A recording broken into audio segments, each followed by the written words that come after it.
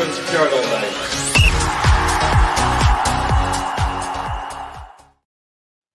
Hello everyone, welcome to the Rangers Journal. It's a Friday night pod. We're going to be reviewing the game against St Mirren upcoming on Sunday, 3 o'clock kickoff, but also going to look back on yesterday's match at the stadium and a good victory there. I'm joined by a great panel this evening. Cammy, how are you, mate? I'm good. Enjoyable night at Ibrox. All good here. Hopefully we can roll into Sunday with a similar performance and result. And Doug, how are you this evening? Yeah, good. Can't complain. Obviously, like everyone, I think enjoyed the game. So hopefully that leads to some more games like that. And Ben, your first appearance on the pod. How are you doing? Are you happy to be here? I'm sure you're going to say yes. Yes, happy to be here, mate. Thanks for having us on, guys. Thank you. You're very welcome. Very welcome. Ben, you were at the game last night. Is that right? Yes. How was the atmosphere when the teams came out? It was good, actually, because it was quite empty. And I seen on Twitter after the game there was some trouble with certain turnstiles trying to get into the stadium again. So even for it being slightly empty, probably when the teams came out, the atmosphere was quite good from us, especially after last weekend. And Cam, were you there as well? I was, mate. The Broomlin end of the stadium, as you know, I sell the half-time draw tickets in the West Enclosure. So came out 5 minutes before the game started, and the queues to get into the Broomlin rear were unbelievable. Apparently there was only a limited number of turnstiles opened because I think there was a couple of sections in the rear were empty. So I don't know if they've obviously just thought, right, we've only sold 3 sections, but it was I had a relocated seat last night in the club decks. I was sitting slap bang in the centre, so I had a great view of the action, and it was good. Wasn't a Rangers European atmosphere a la run to Seville, but I thought the early goal makes such a difference, and we'll obviously touch on that. And Doug, I think you were like me. Were you watching on TV? I was indeed, yes. TV loyal. Yeah, we're a bit further away from the stadium than these other guys, so it's not always easy, especially on a nighttime game, to get down to it. But I'll stay with you, Doug, because this is your second pod this week, and you were very much the cheerleader on Wednesday, I believe, when I was listening back to that one, that the team weren't in as bad a position as maybe we were feeling after the result at Kilmarnock at the weekend. How do you feel after this result? Do you feel it changes the mood? Does it change anything really, or is it just one good result out of a kind of disappointing start to the season? I mean, it changes the mood for this week, and I mean that's how Rangers fans operate. Your mood will change week to week based on the results. So, I don't think it doesn't erase the concerns that we have. There are still some concerns about how things are going. The team still needs to perform better. As I say, we're in a good mood because we've played well. We've won 4-0, a few good goals. But why didn't we do that the game before? And will we do it? In the game coming. So it's about we need to start building that consistency, and because it's been kind of up and down so far. We've had good games. We blew away Ross County. We played really well at Malmo.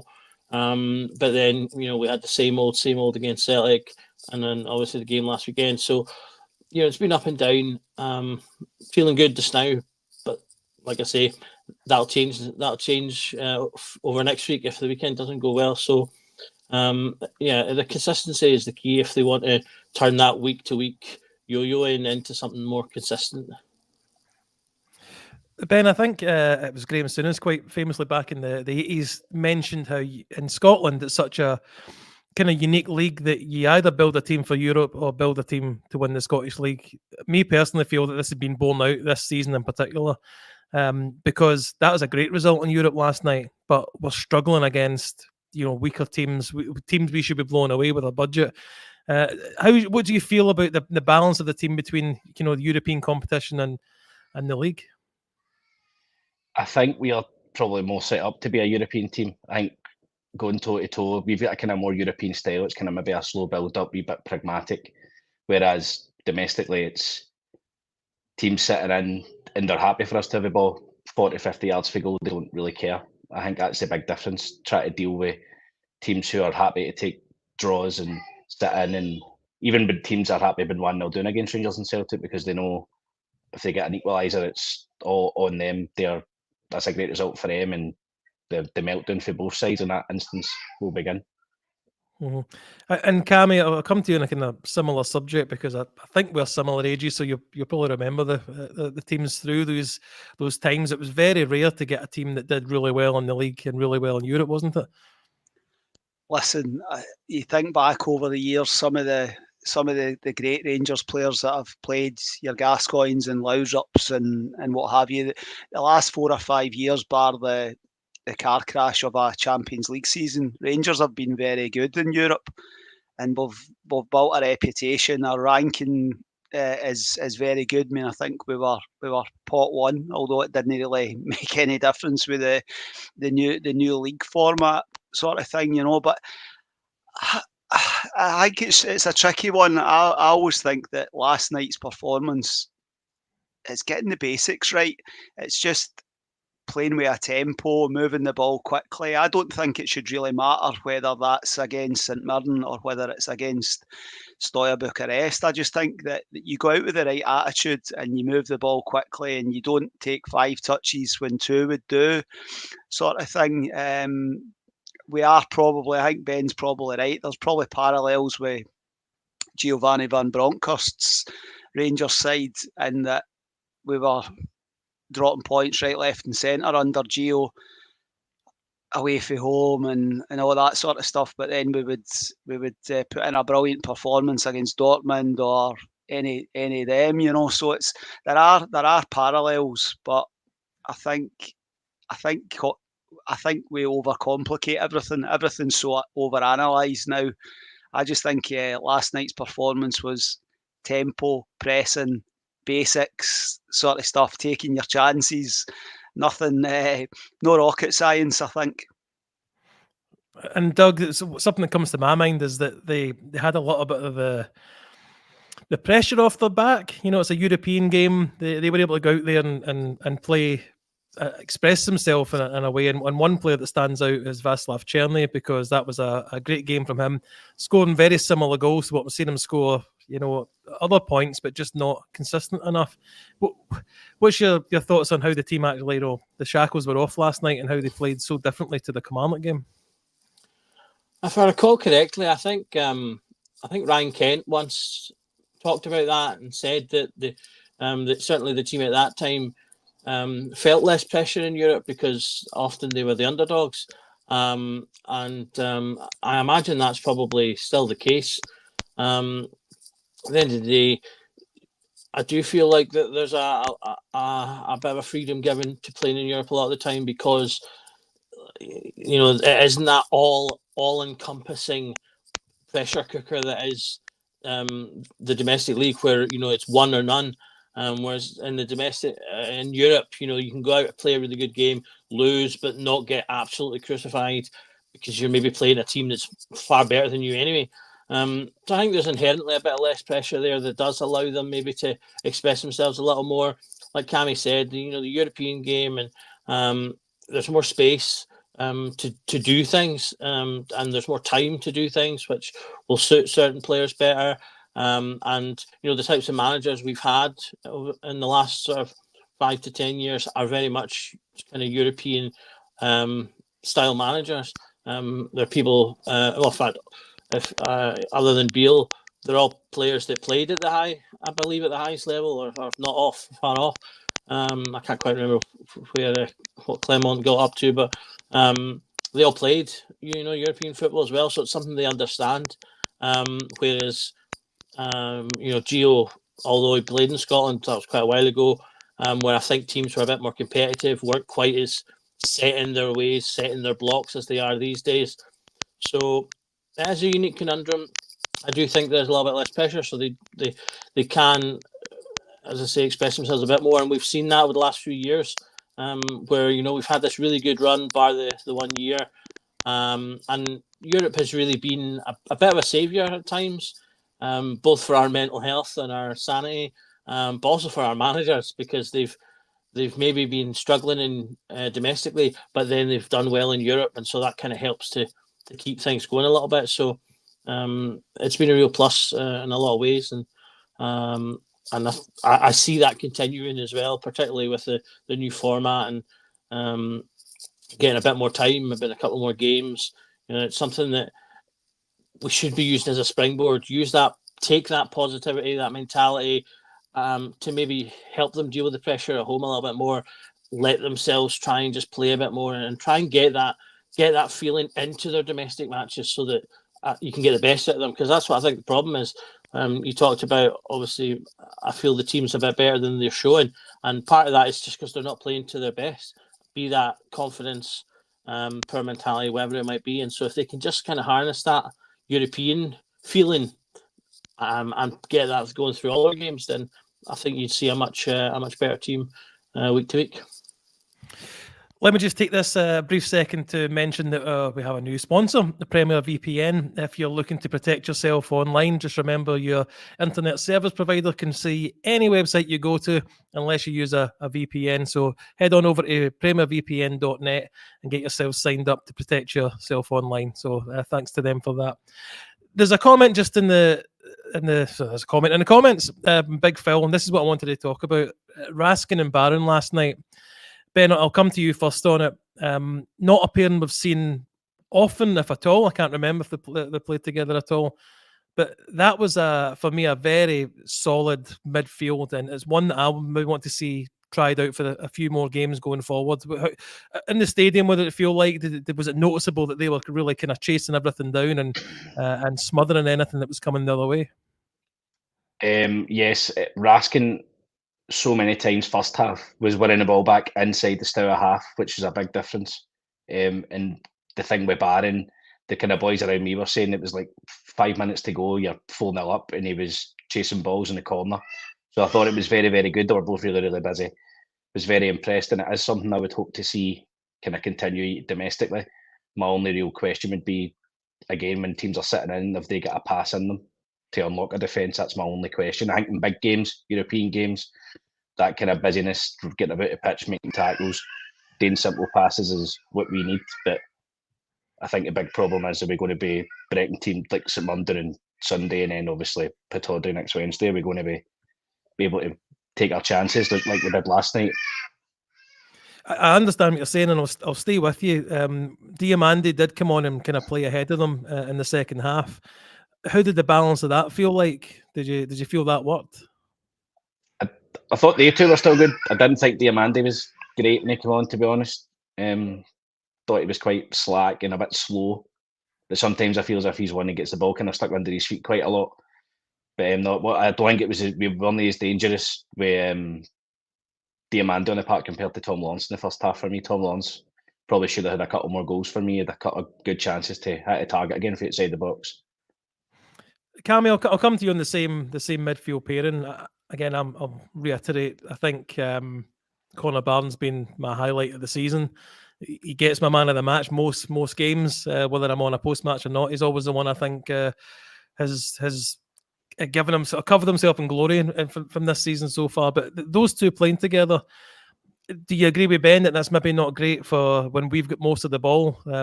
Just how do you feel about it in general? Similar sort of concerns. I thought last night the two of them were excellent, set the tempo and the energy, and I think scoring early, and they were biting into tackles. I mean, I think it was Iggeman's goal where it was Barron nipping in at the boy, played the ball, and I think you could hear McCoist in the commentary. He was enthusing at that. There is a concern. I still think, and I said this on a podcast a while ago, I thought they were fighting for the same jersey because I think similar sort of types.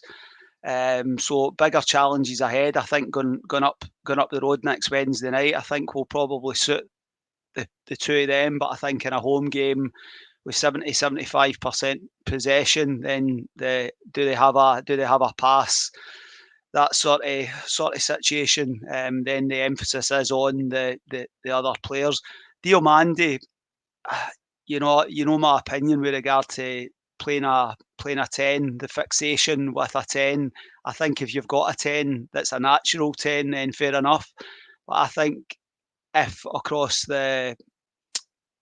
Tom Lawrence is going to be out, you could play the 6 and 2 8s, but Raskin can be your 6 and Barron and Diamandi can be your 8s, and that you just maybe don't get cut open quite as much. But I think that would mean that the manager would have to change from his preferred way of playing. So I think it's a positive start. Nico just has to stay fit because his Rangers career over 18 months has been stop-start. But Connor Barron has, bar the odd 1 or 2 games, has been excellent so far and has much exceeded my expectations so far. But I think maybe a bit horses for courses. I think it'll work in certain games, but I think in others, I think you might need different skill sets. But they may yet show that they do have that skill set when the opportunity comes. And Doug, feel free to chime in. I know that the boys have covered probably a lot of points that you have been thinking of yourself. I thought I'd be on this pod saying that's my midfield going forward, but they two have just talked me out of it. There's definitely not enough forward passes in that midfield. What's your thoughts on them if they could get a run of games, or do you think, like Cammie's saying, horses for courses? I mean, by all means, give it a go. I do kind of feel like I'd probably agree with them. I'm not sure if both of them domestically will get the best results. I think, I can't remember if I read it in the comment or you put it on the screen there. Someone talked about them playing the pass to the more attacking players, and it's them to make the killer pass. I do think there is a bit of truth to that. However, I just feel like having someone a little bit more forward thinking and focusing a little less defensively will do us better. That's the one there from James. I do think there's a bit of truth to that. It's Barami, the 10, whoever it's going to be, Lawrence, Hadji, perhaps. Those are the players I would be expecting to make those passes. But I also want those players to be getting on the end of things and scoring goals, because that's been a huge problem for us, is that the players in those positions do not score enough goals. Lawrence and Cherney are starting to look like that they're going to buck against that trend this season, maybe, if they keep going as they are. So that's a positive. But I think, on the strength of last night's performance, that's a European midfield. It's got that bite, that energy that you need when you're playing against players that are potentially better, potentially more technical. Like you say, the guy said, Barron just did not stop from minute 1 to 90. And having a player like that, I think, is really a really big positive. Raskin's showing some of the promise we saw in the early days. If we can keep him fit, keep him playing like that, then that's really good. But it kind of reminds me of some of the older days when we had players like him, Danny, for example, who he didn't feature all that much in domestic matches, but then he would come in and play Stormers in Europe. Glenn Kamara to a certain degree as well. I felt like kind of fitted European football more. So it may be a little bit like that, that we're maybe still missing that one more secret ingredient, be that maybe the 6 that people are still wanting, that would finish that off. But I think I probably agree with the guys. The only thing I'd add is I actually thought Diamandi was pretty decent when he came on and got an assist. So I thought he was fine overall. But I do agree, he's not as attacking as Lawrence, in terms of Lawrence is starting to get really good at getting up and into the box to support, and that's what's getting him his goals. I think that's something that's really changed in his game in the last few 2 months or so, because he wasn't doing it in the very, very early parts of the season, and in the pre-season games. And I think that's made the big difference. He's getting right up and into the box and really being a bit more attacking and getting those important goals. Cammie, I'll mix it up the order we're talking in. Hopefully make it more interesting. Anyway, so Václav Černý, I think it was Adam on our podcast last night, a post-match podcast, said we view him as a winger, but he's more of an inside forward. That maybe suits us playing at Ibrox. I don't know if the games against Kilmarnock, when it's going to be, the pitch is tight, there's not a lot of room. He doesn't seem to use both feet, but there's certainly no denying he had a great game last night. And in fact, he was chasing that hat trick. It was the first thing my wee boy said to me when I got up this morning. Why did they take Cherny off when he was on a hat trick?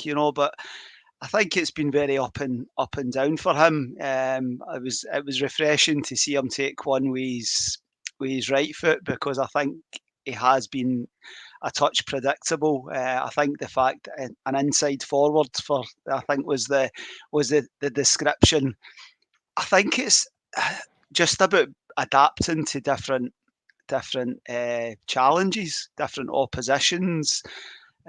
He's a technically very good player, and he's obviously got a bit up here and has played at a decent level internationally and what have you. So I just think that the manager tweaked things ever so slightly last night, and that's a positive for me, because I think a major concern has been the sort of fixation and stubbornness and playing a certain way, and I think that was a huge positive for me. But Cherny, I think, what's that, 5 or 6 he's got now, so I think keep that going, double figures. I think that's the holy grail for anybody that's sort of middle to front, and I think to see Lawrence getting goals, Cherny getting goals, Dessers has had goals early in the season but hasn't scored for a wee while, Igaman getting off the mark.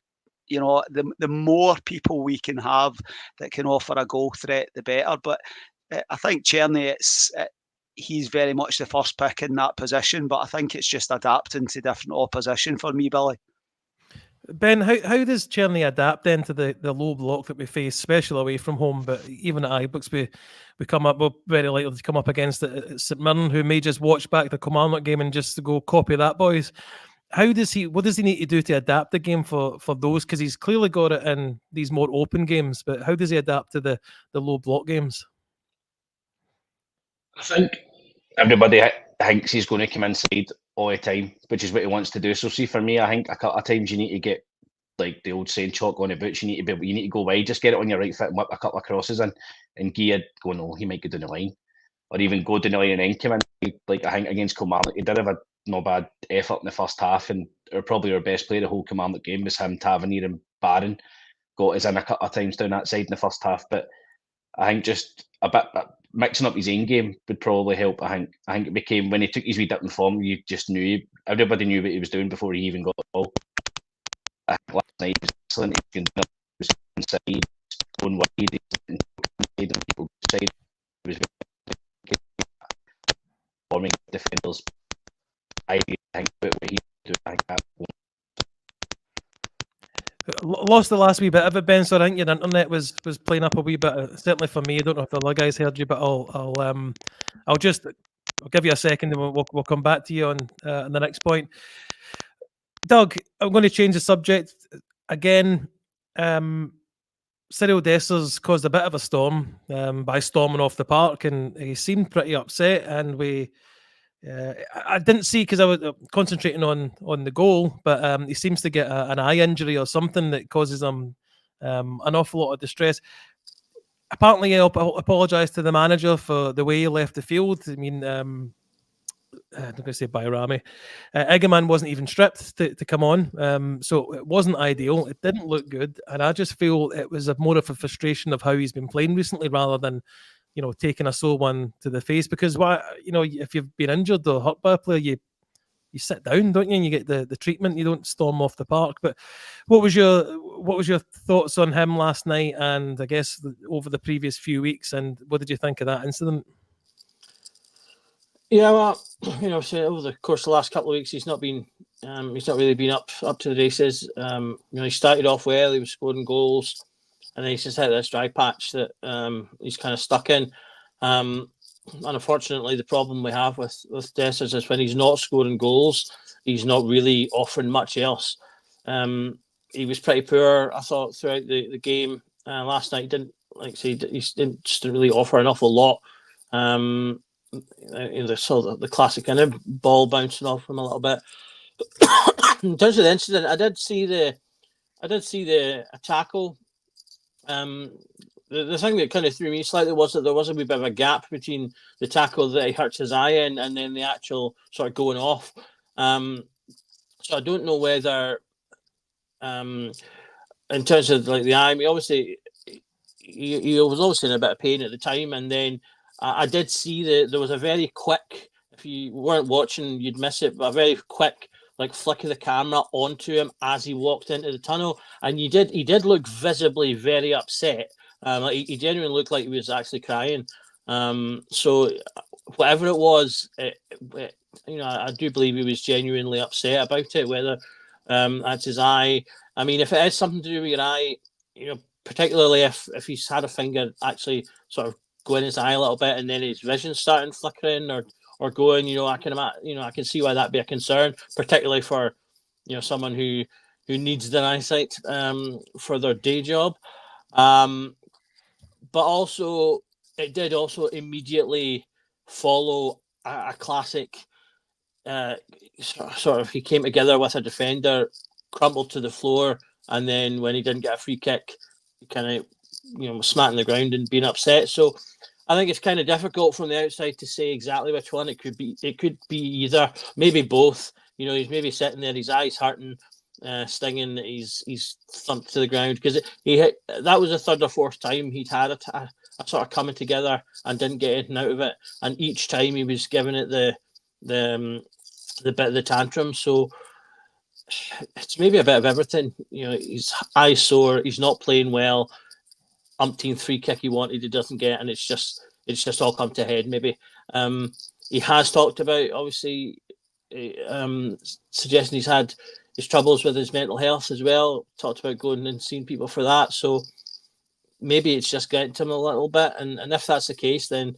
it'll be really important. It's good to hear that, if that, obviously, like you say, storming off's not great, so it's good that he's apologised. I think it's something that they can just say, right, cool, we understand something's happened, we'll just put it to the side and carry on. But they need to be looking after him then if there's something there, because we can't afford, not only for his well-being, but we can't afford to be without him, without him specifically, because our strikers are not 100% right now. I think the game coming would be the perfect one to give him a rest. Just say his eyes, he's recovering from his eye, put a man in, give him a bit of time away, and let him and rest regardless of what the issue is. But yeah, something was up, and so, as I say, they need to keep an eye on him, both for his well-being, and then also because we can't afford to be down another striker, because we don't really have any others. Ben, I'll come back to you. Igaman, for me, showed everything that Dessers has been lacking recently, and that was just strength and holding up the ball and being tough with the defenders. How did you view his performance last night, and do you think he deserves to start against St Mirren? Yeah, it was a very good nick on. It kind of reminds me of Morelos a wee bit physically, being able to get back into people and go after people and be a nuisance. But then he showed on the ball, he's got good quality on the ball with his goal. It's a really good finish. He's kind of baited the defender for a block a couple of times for putting it in the net. So yeah, I think he deserves a start. I think any time he's come on, he's showed why we've paid the money we've paid at the time we've paid it, to be honest. So yeah, I'd like to see him involved. Cammy, Clement said that we picked him up in the summer there because we would never be able to afford him in the future, and it's been a wee bit disappointing. We've not seen him as much as we'd like, and he did get a start earlier on in the season, and nothing really came of that, and then we never really seen him again for a couple of weeks. I think that was a great finish last night, especially when I see it back, because it kind of looked when in first viewing that he just kind of gets the ball trapped, but he doesn't at all. He completely sells his defender and places at the back corner. So is he someone you want to see starting at the weekend? I think so. I think it's the ideal time. I think Doug's spot on with regard to Dessers, the sort of eye situation. He's looks like a frustrated soul at the moment. Nothing's really happening for him. So Igaman, I think the goal, it's just, I was so pleased for him to to get the monkey off his back, and hopefully that's the first of many. I mean, I think we were on a podcast, Billy, where what did we think he would end the season on with regard to his goal return? So that's him got his goal for October. I think I was 68 by the end of the season. So hopefully that's the start. And I would like to see him play a wee bit more centrally. I think he does have as Ben said, he's got aspects of Morelos, and one of the things that frustrated me with him at times was he was everywhere apart for the number 9 position. But I think he's still raw and learning. But I think Sunday is going to be a different challenge for him against that lower block, and so I'd be quite happy, and I look forward to seeing more of him. And the more striking options that we've got, the better to mix and match for different oppositions and freshen things up, the better. Well, Doug, let's move on for last night's game if we can. I know we want to talk about it probably for the rest of the show, but we are meant to preview the game against St Mirren. As I said earlier on, 3 o'clock at Ibrox on Sunday. St Mirren sitting 8th in the table, 8 points. I look back at the results. They've taken a few hammerings. I think they get beat 3-0 off of them across the city. What are you expecting from them? I dare say probably very similar to Kilmarnock, but it is at our stadium. We do tend to do well, even against the low block teams there. So what are you expecting from them? Yeah, I think similar. Attempting to do a similar thing to Kilmarnock is probably likely. They've not had a clean sheet in 11 games now, so they're losing goals. You mentioned, they've lost quite a few in a number of games. So, there's the opportunity for us to go out there and potentially get another good victory if we play well. They've not scored in their last 2 games, so I'm not expecting a major threat from them. But again, any team can get a one-off chance, a good free kick, a good corner, something like that. So I think if we just carry that, like I said, carry the momentum from Europe into the game and go at them, get the crowd up and going and behind us, and they should be able to win this game comfortably. Both because, with all due respect to St Mirren, that's what I expect the Rangers team to do against St Mirren at home, but also because St Mirren are not playing well right now. Ben, Stephen Robinson meant to be getting a new contract at St Mirren, from what I was reading. He always sets up pretty well against us. He knows how to organise a team, very much like I feel like Derek McInnes does. Are you expecting the same kind of game, or are you expecting maybe us to have a game like last night? I think based on their form and their lack of goals, I think they'll just sit in and ask us a question to break them down, and the kind of maybe longer it goes, even if they do end up losing the game, he'll take away and go, well, we played well for 60 minutes. It's a free hit at Ibrox, so I expect very much the same.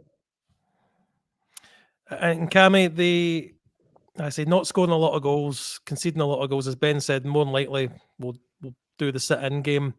What was disturbing for me last week was Derek McInnes said we knew what Rangers were going to do, and I think a season or so ago the Livingston manager said the same thing, that we've been too predictable for a number of years now, and I'm hoping that the manager recognises that and can set us up in a way that we can change. An early goal, that must be the main goal for Sunday. 100%. I don't think it matters where we're playing. I think the team settles far better when we get that goal. And Sunday's no different. Last night was positive. Scored early. You just have to follow on from that. It's a different challenge. I think you talk about managers saying that we've done things in the past. I think that was in the days, I think, when we fired crosses in, and I have a recollection of a game against Livingston under Beale where it was like 75 crosses for Barisic and Tavernier, but you just knew you were never going to score. So you just have to keep the ball moving quickly. Don't get into this slow, ponderous build-up and making it easy for them to defend. Try to get their get their players, their centre defenders moving about and what have you. But the game should open up and become easier for us if you're 1-0 up in the first 15-20 minutes. It's a game on Sunday that I don't have massive concerns over. We should be confident after a positive result and performance last night. Doug, I'm not. I don't watch a lot of the other games. I don't know if you do. If a team's in the league, I don't really care about us, to be fair. And in fact, unless it's the big Premiership games that are in England, I don't think I even watch many of them. It's all Rangers for me. But they lost Sean Rooney a couple of weeks back for reasons that we'll not go into. But I think I know him more from St Johnstone rather than St Mirren from memory. But I don't know if he was a player that was important to them. But what are the team? What are the kind of not benefits? What are their strengths? The ones that they do have in their team at the moment. Well, they can be organised in some of their games. I think they've got a decent midfield. That tends to be where their goals and their assists, albeit few in number, are coming from. I don't think Van Veen's scored yet in the league, or their. I think is it Kelty. I think is the other one of their other tags. I don't think he's scored yet either. So they're not getting a lot of goals out of their forwards right now. It tends to be the midfield. They do have one lad, what's his name? I'm not quite sure how to pronounce it. Olusanya. He's been pretty decent. I think he's probably the danger man if you're going to pick one out for them. He does have a few goals for them. So I would expect him to be the one that they'll probably try and get the ball to.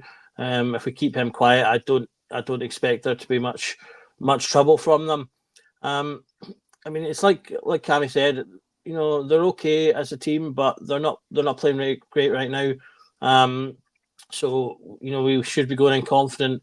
For me, and I've said it in previous seasons as well, pace in terms of moving the ball is the way to beat these teams, because we, just by virtue of being able to afford better players, have players that are more technical and can play quicker, play better one touch, can move better, and that's what we have to do to work our way through them, and we will do that if we do that. But if you're going to play slowly and just knock it about, that'll play into their hands perfectly, because they'll be able to move and keep their shape, which, as I say, most of the teams in the SPL are good at doing that, because that's what they've worked themselves up to do against us and against Celtic. So if we want to negate what they're good at, break their shape and get their defenders confused, and that'll bring us joy. Ben, I'll come to you on it. I mean, I don't know how long you've been going along the books, but I don't remember too many bad results at home against St Mirren, and normally it's by a good couple of goals. Is that what you're expecting on Sunday? Yeah, I'd hope so, mate. Again, the same as you. I think I've been going since like the mid-2000s. I don't really remember any sort of bad result against St Mirren, whereas you could pick others out against other teams, especially in the last few years. So I think I've just echoed what the guy said. I think if we can just move the ball the same way we did last night, be unpredictable, and just try and take an early chance, get an early goal, and settle us down. Because I always think if it kind of creeps towards the kind of second part of the first half, that's when the kind of crowd start to mumble and grumble, which I think has affected players in the past. So a wee early goal, settle us down, and just kick on. Thursday was a good result. We need to just build on it. Cammy, there's been criticism of the role Dessers been playing, that nobody wants to play off him because he doesn't pass the ball, or he doesn't run on beyond anyone. So the midfielders and the other attacking players don't want to be isolated and out of position when he inevitably loses the ball. This is why I'm hoping a change with, if Egerman does get a start, that he does preoccupy the centre halves a bit more, which allows this fast passing and space to develop in the low block that Doug was mentioning and Ben was mentioning. Do you agree with me on that, and what you're hoping to see in the forward line? I think that's key. I mean, I don't think we're going to see Tom Lawrence, unfortunately. So I think the middle three that ended the game will be. I think Dio will be playing, and I think that's what Diomande showed in his early performances, that he does have a goal in him from the sort of edge of the box. So I'm hoping that the opportunity to play closer to a a number 9 that is able to actually hold the ball in and lay the ball off and what have you. You know, I mean, I loved the goal last night where Czerny, just a cut back to the edge of the box, somebody coming onto it. That lot across the city score these sort of goals like constantly, but I don't think we get into those sort of positions and make the right decision. But I think it's the ideal game for Igaman, just to follow on for scoring. The one thing last night, I don't think I mentioned it earlier, we didn't create a massive amount of chances, but we were clinical, and I think that's been a huge problem for us, that we don't take chances and we don't get that goal early. But I think if you take, you know, what was it, 5-6 chances last night, and we've scored 4 goals. I can't remember the keeper having masses of saves to make, or really bad misses, or what have you. You know, so I think it's just take your chances when they come along. If we're not making plentiful chances, but just make sure when they do come that you're. And I've got probably more confidence in Igaman and Czerny and Bajrami as your front 3 going into Sunday, and if Dessers comes back for Pataudry. But we spoke there about the opposition. I don't really care about the opposition, and I know that could come back to bite you. It's about what Rangers do, and if we approach the game, play the game the right tempo, we get the 3 points, and you move forward for there. Let's. I don't think we did a team prediction in our chat this week, so I'm just going to go around the room. I'm assuming we're expecting the back 5 to be the same as finished the game, I believe. So Tav, Proper, Suter, and Jeffy. Do we all agree with that? You can give me nods. Let's go around the room for your preferable 2 holding midfielders. Inevitably would be Ben. Who are you going for? Got to be a 2 for last night. Billy, Barron, Raskin. You can't take any in the moot. They both earned their spots last night. Cameo, but yourself? I think Raskin is the sort of 6, Barron sort of playing a wee bit further forward as the sort of 8, and you know, if he's persisting with the 10. But I think that's the three that ended the game last night will be the 3 that start, I'm pretty sure. Doug, yourself? Yeah, I think we all know Clement's not one that makes kind of crazy changes, so I would imagine most things will be as we will expect them to be. Let's go for the number 10 role. Cammy, I'll come back to you on that one. Are you keeping Diomande in there, or are you bringing someone else in, maybe Bajrami, to play in his actual position? I think the problem is who then plays on the left-hand side. You know, I think that's until we get Cortez and Matondo and you know, guys like that back as available options. I think he's done well from the left-hand side for me. So I think Diomande will be playing in that more advanced position. Whether that's a preference of mine, it's clearly a preference of the manager. Ben, your number 10? I think Cammy's spot on. I think it will be Diomande and Bajrami on the left. But to play a bit of devil's advocate, if there's no time to play Zach Lovelace off the left, then does he ever get a game?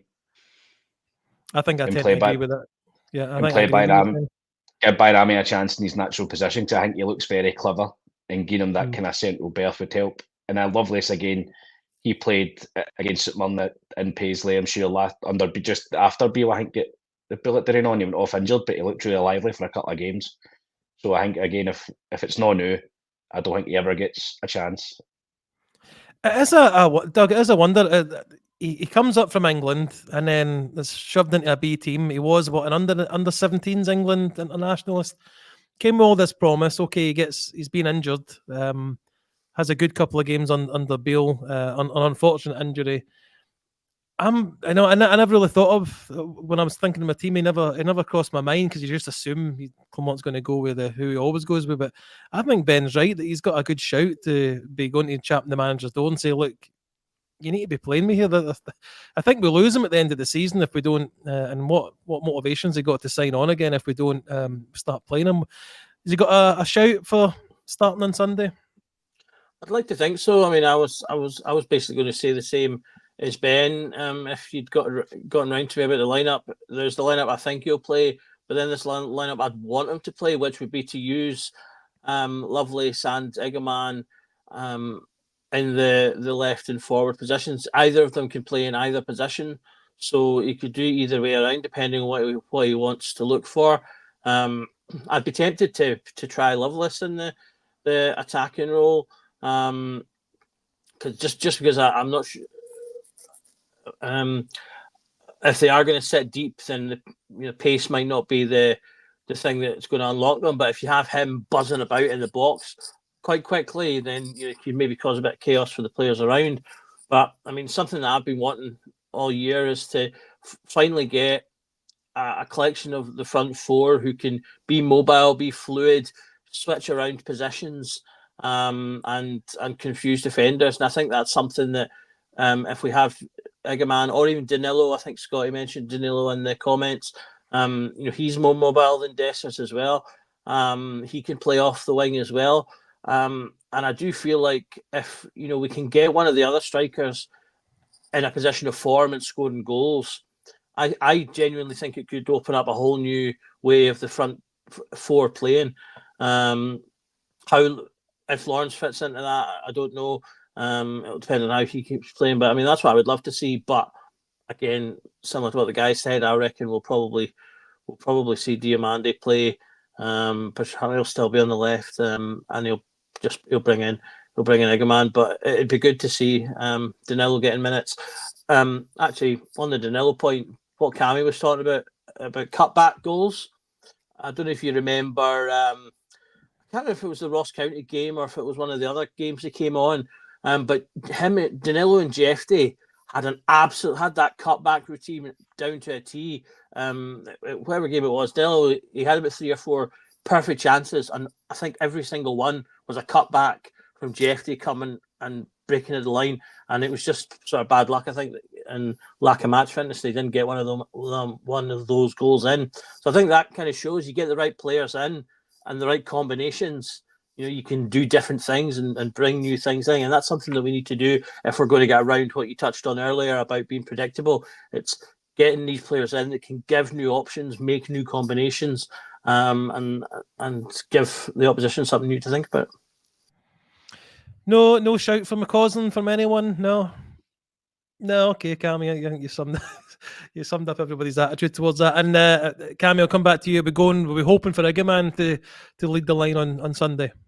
I think so. I think regardless of, I hope Dessers' his eye heals quickly, but I just think it's a good opportunity off the back of a European game. Egerman's confidence will be high. So for me, I think and ideally Danilo will be part of the bench.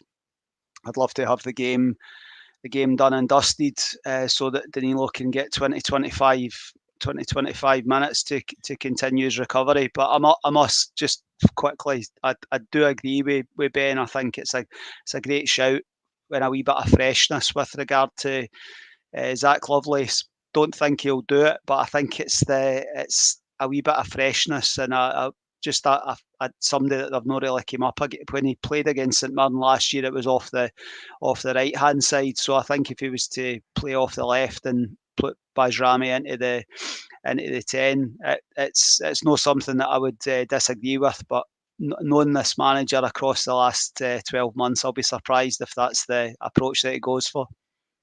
I don't know, Cammy. I've just got a feeling that Ben suggesting them, as I say, I wasn't even thinking about him just because he's not been in the picture, but he did pull him from the under-20 or the B team, game last week at halftime to put him in the squad last night. He gets on the park, gives a good account of himself. I think Clement might be looking for, he's not had a lot of options to play around with a different or a different starting lineup. So we might see it. It might grasp that straw and hopefully it works out for him.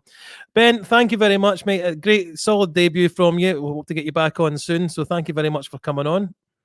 Thanks for having us, mate. Thanks very much, guys. Enjoyed it. Very welcome, very welcome. Doug, thank you again for coming on, for all your insights. As always, are we doing predictions?